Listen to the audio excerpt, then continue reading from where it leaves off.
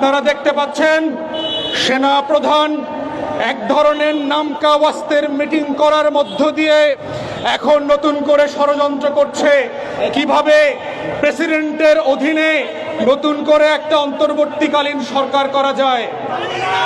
আপনারা জানেন এই প্রেসিডেন্ট হচ্ছে হাসিনার আর একটা গোলাম কুকুর।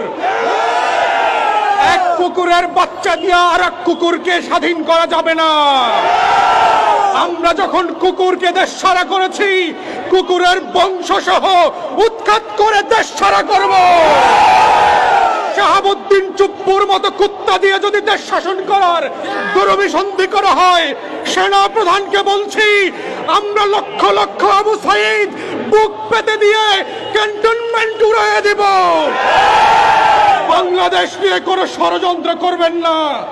ষড়যন্ত্রের যে লাশ পড়েছে, গত 2 মাসে বাংলাদেশের হাজার হাজার শহীদরা আবু সাইদের মুগ্ধরা জীবন দিয়েছে। আমরা পরিষ্কার করে বলতে চাই, এই জীবনের বিনিময়ে যেই দিল্লির দাসত্ব থেকে বাংলাদেশকে আজকে আগস্ট মাসে শোককে 16ই ডিসেম্বরের বিজয়ের মাসে পরিণত করেছে, এটা ভুলতে দেওয়া যাবে না। আমাদের জাতীয় ডিসেম্বর মাস হচ্ছে এখন আগস্ট মাস।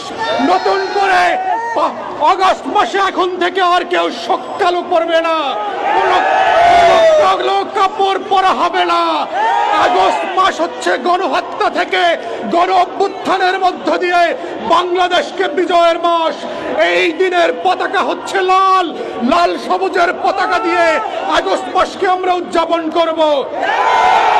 তাই বাংলাদেশের সেনা প্রধান থেকে শুরু করে সশস্ত্র বাহিনী যারা আছে, পুলিশ, র্যাব, আর্মির যারা বাহিনী আছে, দিল্লির সেবাদাস বুদ্ধিজীবীরা মিলে বাংলাদেশের এই ঐতিহাসিক বাংলা বসন্তকে হাইজ্যাক করবার যে ষড়যন্ত্র করছে, আমরা দেশবাসীকে বলবো সতর্ক থাকবেন, মাঠ ছাড়া যাবে না।